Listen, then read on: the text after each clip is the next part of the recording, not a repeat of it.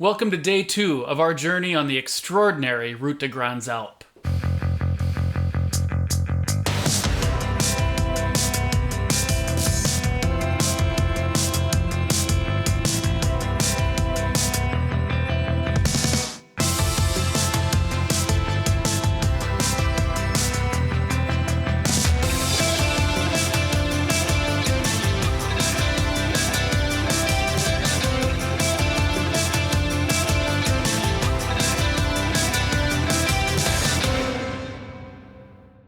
In this video, we'll be crossing 3 high cols, made famous by their many appearances on the Tour de France, but also because of their rugged beauty.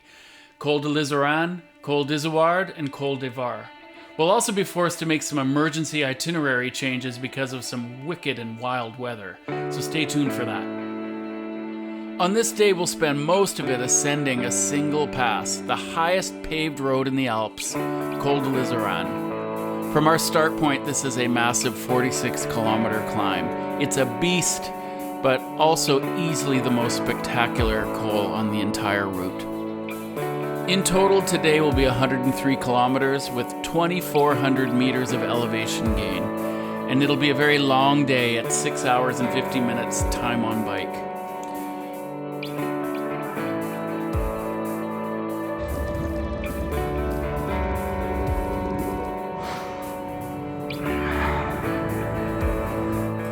Today is day 3, which is 50 kilometers up. Insane. And then 50 kilometers down for 103 total. Yeah. So somewhere in there we got to do another 3.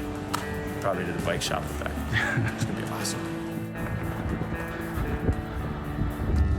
Most of the morning we spent on a moderate climb on the uncomfortably busy 902 along the Isère River in the Isère Valley that takes you to the well-known ski resort of Val d'Isère. I guess they ran out of names. Some decent views and many tunnels along this section. This one where the water is channeled right over top is quite well known and photographed. Overall, though, too much traffic to have to concentrate on for this first section. As you reach Lac du Chevril, you begin a nice flat section that allows you to recover some energy for where the real climb begins. Many people I've read online skip the first 20k or so of this climb because of the heavy traffic. I'd recommend the same thing. We are in the beautiful Val d'Isère. Gorgeous resort town. Speaking of gorgeous, if you're coming after Labor Day, which is, the first Monday in September, just know that the entire town was emptying out and all the shops were closing their doors for the season, which seemed weird because it's still beautiful summery weather, but I suppose after the kids go back to school, all the visitors stop. C'est la route des Grandes Alpes. La route des Grandes Alpes. Look at this scene. We're going somewhere up there. Bonjour. But the road kind of disappears into the mountain.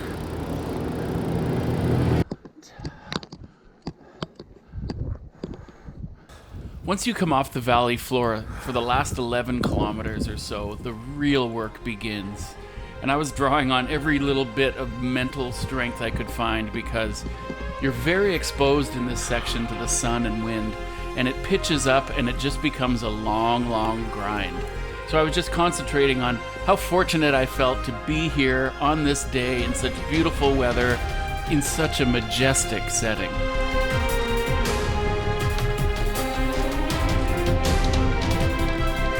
But even with that, it was still an hour-long battle in this last section.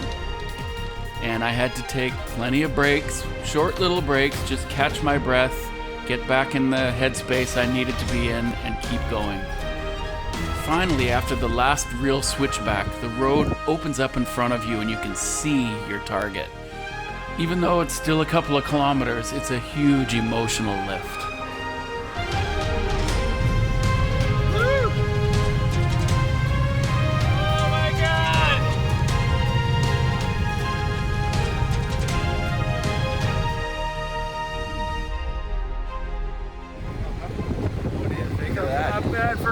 kids from Langley. Not too bad at all. After a brief celebration and reveling in the fact that you just climbed with your own strength the highest paved pass in Europe, it's time to get back on that bike and enjoy the fruits of your labor and be ready for the most epic descent you've ever ridden. Now let's just sit back and let me share the view from my handlebars.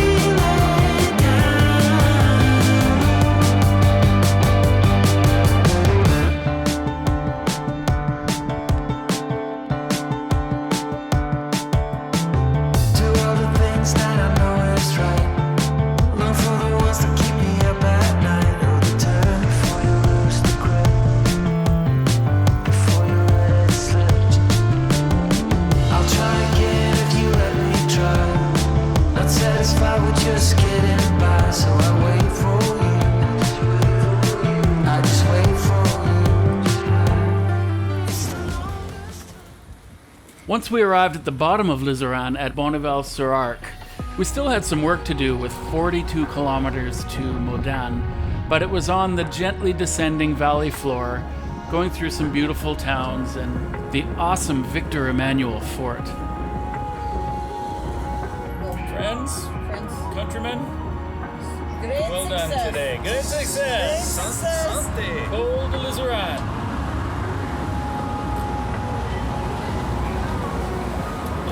And she was a beast. On day 4, our plan to do Col de Galibier got turned on its head when a low pressure system came through with lots of rain and low cloud. You can tell there was a rainstorm last night. Just look at the debris coming down the river. The forecast was for 30 millimeters of rain. This is how our ride begins, yeah, day 4. And maybe some snow up at the pass. So we found a really accommodating cab driver that had a way to take our bikes safely, and he took us to the start point of the next day in Briançon. That'll have to do. Okay, we have a new mode of transportation today, and it's these. Hey, you got some too? That's right, because biking is a no-go. You can see the ceiling behind us. It's pretty darn low and pretty thick. And so now we're in Briançon. Pretty big town, so there's lots to explore. We got the whole day to get into all kinds of trouble. But is this 4th time you tried to do the Galibier? Yes, Fourth time. Yeah. Still not happening. First for me, but it was going to be minus something and probably snowing with a lot of wind. So it was an easy choice to make. Maybe we'll cross here. And I'm secretly a little bit happy that we have a day off. This is our starting point for tomorrow. Col de Vars. What do you drink on a rainy day in Briançon? Hot is key, Hot is right? key. So we've got the black tea. We got the tea. Yes. We have the chocolat chaud. Molten chocolate. Yes, which is a melted chocolate bar. Yeah. And then of course we have the classic café au lait. There we go. Nice. All right. Okay, we are in Briançon, and tomorrow we have a couple of climbs ahead of us. We have the izoard, and we have Col de Vars. So about 100 kilometers, and I think it's something like 2,200 meters of climbing. And man, was today's rest day ever worthwhile. Even though it was the weather that caused it, it was exactly what I needed. So Briançon is nice enough, but I might actually be ready to get on the bike again tomorrow and do a couple of passes, which I can't believe I'm saying after the first 3 days, which were amazing, but you know, I just can't believe I'm ready. I started something. I asked him to put a song in my head for the morning ride, and now he's gone on into the deep cuts of the Proclaimers, as though I know these songs. I didn't know we had a Proclaimers super fan in the group. Are you part of their Patreon? It is glorious.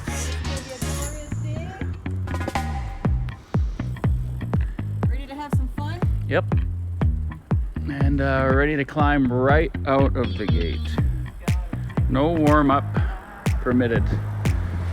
I'm just fascinated by the fact that they have set up there's a free bike pump And tools. and pressure gauge. All your tools. Oh my gosh, look at that. Allen keys and everything. Yep. And you can hang your bike. And you can hang your bike. That is so clever.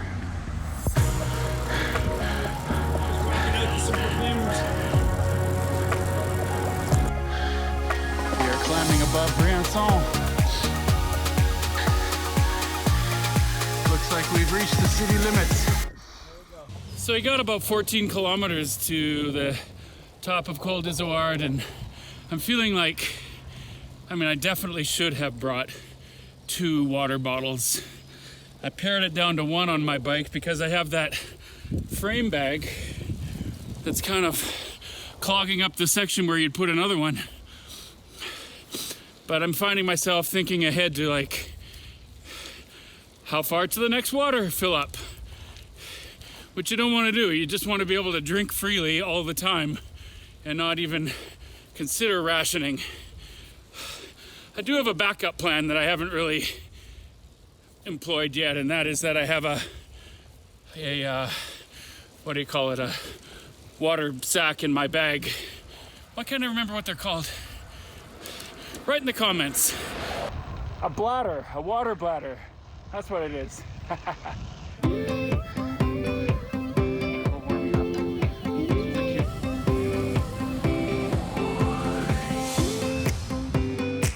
Hey guys, good morning.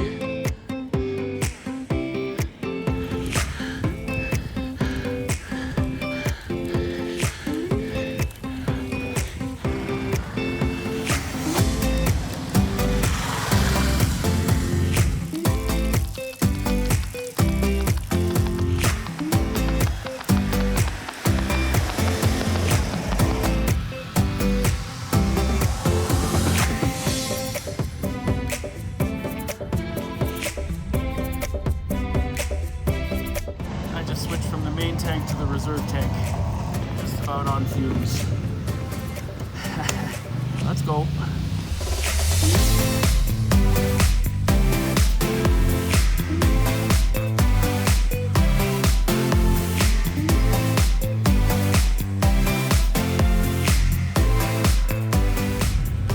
Okay, just coming to the top of the izoard. That was not to be taken lightly, but it wasn't as bad as the iseran. Or maybe I'm just getting a little bit more used to this. Good to be up. Yeah. Beautiful.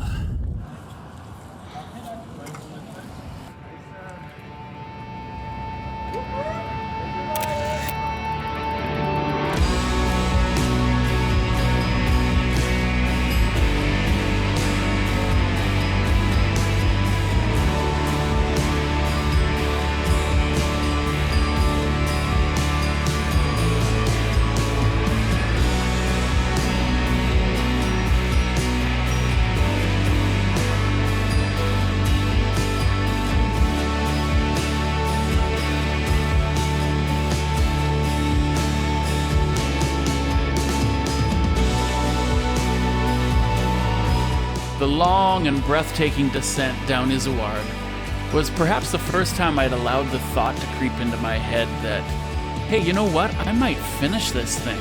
I might actually finish it.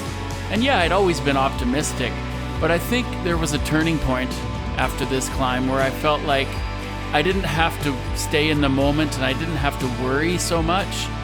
I was up to the challenge.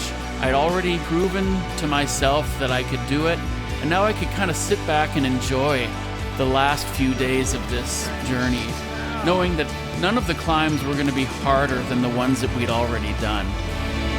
And just knowing that really was an amazing feeling.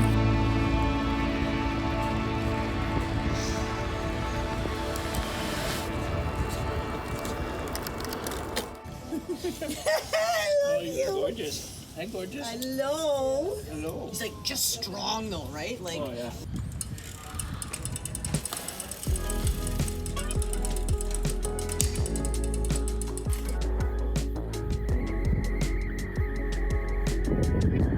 This is the Col de Vars, and it's been 9% for a long time. And it's hot again. Now we're just chipping away, right? 1 inch an hour, 2 feet a day, as Gord would say.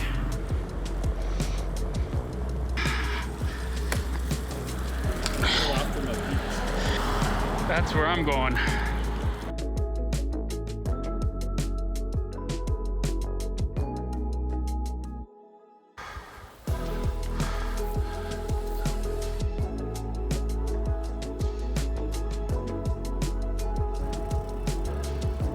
Here's another refuge, Napoleon.